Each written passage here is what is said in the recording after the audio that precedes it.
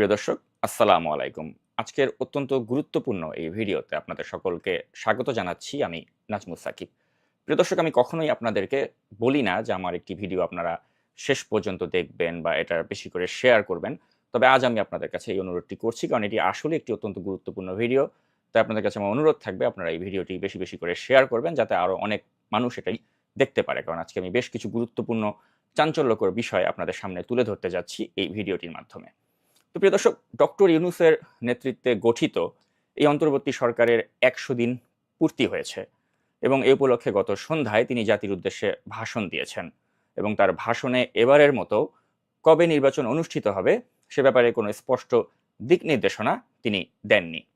ছাত্র আন্দোলনে যারা আহত হয়েছিল তাদের চিকিৎসার ব্যাপারেও দুদিন আগেও এ সরকারের তরফ থেকে কোনো ঘোষণা আসেনি। তবে গতকাল ডক্টর ইউনূস জনদাবির প্রতি সম্মান দেখিয়ে বলেছেন প্রতিটি শহীদ পরিবারকে ৩০ লক্ষ করে টাকা দেয়া হচ্ছে এবং আহতদের চিকিৎসার সম্পূর্ণ ব্যয়ও সরকার বহন করবে। তবে প্রশ্ন হলো, ১০০ দিন পার হওয়ার পরে কেন এমন ঘোষণা আসতে হলো এবং সব ঘোষণা বা সব অ্যারেঞ্জমেন্টের জন্য কেন ডক্টর ইউনূসের দিকেই আমাদের তাকিয়ে থাকতে হবে? অযোগ্য ও অপদার্থ স্বাস্থ্য উপদেষ্টা নূরজাহান বেগম তিনি কি করলেন এতদিন? এবং এই যে ভুল চিকিৎসায় ১০০ দিন চিকিৎসার পরেও গুলিবিদ্ধ আব্দুল্লাহ, সে যে ধুকে ধুকে মারা গেল, এর দায় কে নেবে? এবং আন্দোলনে গুলিবিদ্ধ হয়ে নিহত আব্দুল্লাহর বাড়িতে একটা উপদেষ্টাও গেল না, এক্সেপ্ট শ্রম ও কর্মসংস্থান মন্ত্রণালয়ের মাননীয় উপদেষ্টা, যাকে আমি অত্যন্ত সম্মান করি, সেই ব্রিগেডিয়ার জেনারেল অবসরপ্রাপ্ত ডক্টর এম সাখাওয়াত হোসেন। জনাব সাখাওয়াতের সেখানে যাওয়াতে আমি বরং বেশ অবাক হয়েছি, কারণ আজকেই তিনি লন্ডনের উদ্দেশ্যে ঢাকা ত্যাগ করবেন। তো এই ব্যস্ত শিডিউলের মাঝেও তিনি যে আব্দুল্লাহর পরিবারের জন্য সময় বের করেছেন, সেজন্য all I can say is hats off to you mister Sakhawat Hossain. এবং পাশাপাশি আমি ধিক্কার জানাই অপদার্থ ও অযোগ্য স্বরাষ্ট্র উপদেষ্টা লেফটেন্যান্ট জেনারেল জাহাঙ্গীর আলম চৌধুরীকে। তিনি বিপ্লবের স্পিরিটকে ধারণ করতে পারলে গতকাল তার সব কাজ ফেলে শহীদ আব্দুল্লাহর বাসায় চলে যেতেন, তার জানাজায় অংশ নিতেন, তার পরিবারের সদস্যদের সাথে কথা বলতেন, তাদের সাথে সমব্যথী হতেন। কিন্তু তিনি তো এসব করবেন না। তিনি ব্যস্ত আছেন তার ভাই তমালকে দিয়ে ভূমিদস্যু বসুন্ধরার কাছ থেকে টাকা নিয়ে তাদের প্রোটেকশন দিতে।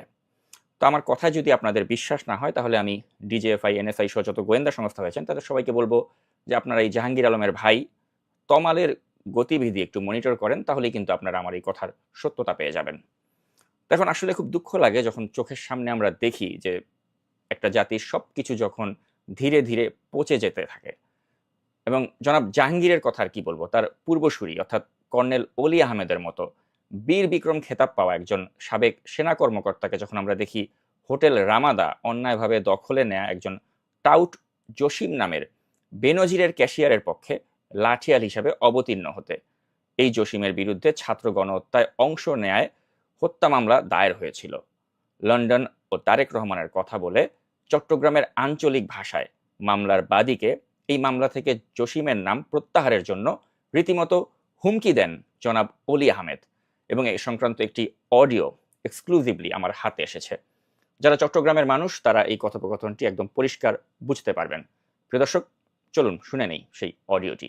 বিরুদ্ধে কেন করে কেস করো, এতে কি আছে না? নয় আমি লন্ডন কথা কইম করে দিম বেগুনরে ফেল করে দিম আজকে শেষ করতে। হ্যাঁ আজকে শেষ করি তারপরে আর টেলিফোন কর মামলা এলাকায় গিয়ে যদি আমি বেগুনের এক্সপেল করে দিম তারে করে হয়ে যাবে ওর দেখে উড্র কর।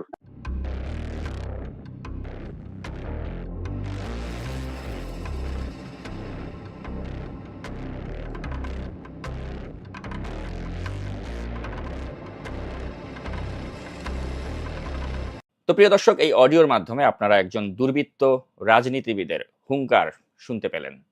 তো এবার আসুন ডক্টর ইউনূসের আপনা লোকজন নিয়ে সৃষ্ট দলীয়করণ ও আত্মীয়করণের নির্লজ্জ উদাহরণ রাখা কতিপয় উপদেষ্টাদের নিয়ে কিছু চাঞ্চল্যকর আইটেম ফাঁস করা যাক। প্রথমে আমি কথা বলতে চাই আমার শ্রদ্ধেয় পিনাকি ভট্টাচার্যের সাথে সুর মিলিয়ে বুড়া খাটাস কোটায় নিয়োগপ্রাপ্ত উপদেষ্টা হাসান আরিফ প্রসঙ্গে। ১৯৪১ সালে ভারতে জন্ম নেয়া হাসান আরিফ শিক্ষাজীবন শেষ করে পেশাগত জীবন শুরু করেন কলকাতায়।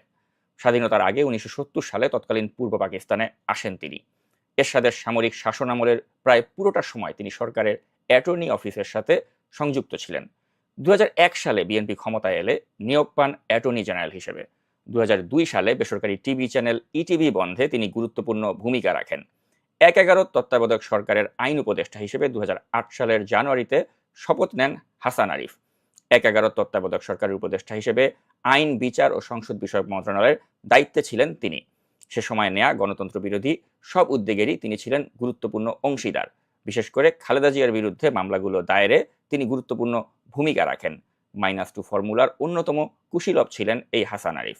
মঈনুদ্দিন ফখরুদ্দিন তাদের নেতৃত্বে যে তত্ত্বাবধায়ক সরকার ছিল তাদের হাত ধরেই আপনারা জানেন যে 2009 সালে ক্ষমতায় এসেছিল ফ্যাসিস্ট আওয়ামী লীগ সরকার, এবং এর পেছনের অন্যতম একজন আর্কিটেক্ট ছিলেন এই বুড়া খাটাস হাসান আরেফ। তো প্রিয় দর্শক, এই হাসান আরেফ উপদেষ্টা হিসেবে কি ছিড়বে সেটা আমি জানি না, তবে এটা বলতে পারি একজন ব্যর্থ শ্বশুর হিসেবে তিনি তার পুত্রবধূ মাধবী আক্তার নীলাকে তার মাদকাসক্ত সন্তান মুয়াজ আরেফের হাত থেকে বাঁচাতে পারেন না। ক্রমাগত এই মাদকাসক্ত সন্তান তার সামনেই মারধর করে মাধবী আক্তার নীলাকে, এবং তিনি দেখেও না দেখার ভান করেন। তো এরকম একটি ভিডিও কিন্তু আমাদের কাছে এসেছে, চলুন আমরা দেখে নেই সেই ভিডিও ক্লিপটি। কোন সাহস আমাকে থাপ্পড় মারছে? আমাকে উত্তর দিতে হবে, উত্তর দিতে হবে বাবা, উত্তর দিতে হবে। আমাকে কেন মারলো? মাইরিনকে কেন মারলো? আমি কিছু করি না, আমি এখানে বসেছিলাম। আমাকে কেন মারলো? কেন আপনি বলেন যে এই কারণে মারছে তোকে, তোর এই দোষ, আমাকে বলেন। আমি কিছু বলবো না, আমাকে মারলো কেন? আমি তো কোনো দোষ দেখছি না। তাহলে আমাকে মারলো কেন? আমি বলছি মারলা কেন? উত্তর দিতে বলেন। আমি বলি, আমি মাইরিনকে বলছি যে বলো, এই মাইরিনকে ডাক দে। এটা তো ঠিকই, তুমি আমাকে থাপ্পড় মারলো কেন? তুমি চুপ করো। তুমি কত বারণ করেছি যে তুমি বাইরেকে উঁচু করে কথা বলো। আমি বলছি বাবা কি উঁচু গলা না, মাইরিন তোমাকে কি করেছে বলো? দাদার সামনে বলো, তোমাকে কি করেছে বলো। মা আমাকে না ওকে বলতে দেন ওকে বলো। মা আমাকে বাবা আমাকে জোর করে ধরছে। তারপর? আমার হাড়টা ব্যথা লাগছিল, হাড়টা পুরো ভেঙেছে। কথা বলবেন না, হ্যাঁ বলো। এই হাড়টা ভেঙেছে, পুরোটা ভেঙে গেছে। তারপর তোমার পাপা তোমাকে কি বলেছে কালকে? খুন্তি দিয়ে আমাকে মারতে, আর কি বলেছে? গালি দিয়ে কি বলেছে সেটা বলো। বলো। বলছে তোমার মা মোবাইল থেকে খাঙ্কি বাচ্চা, এটা বলছে। দেখছেন দেখছেন? আমি বলি না। উত্তর দাও। বা এরটুকু বাচ্চা আর কি বলছে বলো মাইরিন। আর না, ও তো হ্যাঁ, বলো। কি বলছে?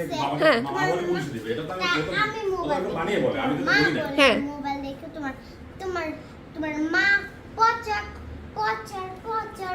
লোক সাথে কথা বলে, তুমি জানালা থেকে ফেলে দাও মাকে। দেখছেন দেখছেন? আমি বাচ্চাকে কি শিখাই? তোমার দাদা কি করেছে বলো? দেশের জন্য কি করেছে তোমার দাদা? সব দুষ্ট লোককে তাড়িয়ে দিয়েছে, সে কারণে তুমি এখন টুকটুকির বাসায় যেতে পারবে, এটা সেফ। এটা তোমাকে বলেছিলাম। কি বলেছে তোমার দাদা? কি করেছে বলো তো, বলো। বলছে দাদা দুষ্ট লোককে তাড়িয়ে দিয়েছে, এখন তুমি কি করতে পারবে? স্টুডেন্টদেরকে সেভ করতে পারবে, কথা বলে শিখিয়েছিলাম। প্রিয় দর্শক, এখানেই উপদেষ্টাদের অপকর্মের শেষ নয়, এবং আমি যদি আরেকজনের নাম এখানে আনি, আপনারা জানেন যে সেই খাদ্য উপদেষ্টা হিসেবে তাকে নতুনভাবে দায়িত্ব দেওয়া হয়েছে বহু বিতর্কিত আলী ইমাম মজুমদার। তার ব্যাপারে তো জনগণের একটা বিপুল অংশের আপত্তি আছে, এবং এ ব্যাপারে কিন্তু অনেকেই কিন্তু কথা বলেছেন, কিন্তু ডক্টর ইউনূস কিন্তু সেগুলোর থোড়াই কেয়ার করেছেন। এবং আমরা কি ভুলে গিয়েছি যে এই আলী ইমাম মজুমদার তিনি একজন মুজিব পূজারী ছিলেন, এবং তার মুজিব বন্দনা করে লেখার শিরোনাম ছিল বঙ্গবন্ধুকে নিয়ে ভীতি সৃষ্টি কেন। তিনি এই লেখায় লিখেন, বঙ্গবন্ধু নামটি সবার প্রিয়, ঘাতকের গুলি তাকে আমাদের মধ্য থেকে কেড়ে নিলেও তার চেতনা বিরাজমান। নতুন প্রজন্মের কাছে বঙ্গবন্ধুকে তুলে ধরার বিভিন্ন পদক্ষেপ নেয়ার আবশ্যকতা রয়েছে। তো এই হলো ডক্টর ইউনূসের বিপ্লবী উপদেষ্টা পরিষদের মানুষদের বিপ্লবী কথন। তো এবার আজকের ভিডিওর মূল আলাপে আসা যাক, অর্থাৎ এসব আওয়ামী দুর্বৃত্তদের গুরুত্বপূর্ণ পদে রেখে জাতির সাথে কেন তামাশা করছেন ডক্টর ইউনূস। থাম্বনেলে যাদের আপনারা দেখতে পাচ্ছেন প্রিয় দর্শক, এদের প্রত্যেকেই স্বৈরাচার আওয়ামী লীগের দোসর, এবং তাদের ব্যাপারে কোনো পদক্ষেপ নেননি ডক্টর ইউনূস। আসুন একে একে এদের সকলের পরিচয় তুলে ধরা যাক।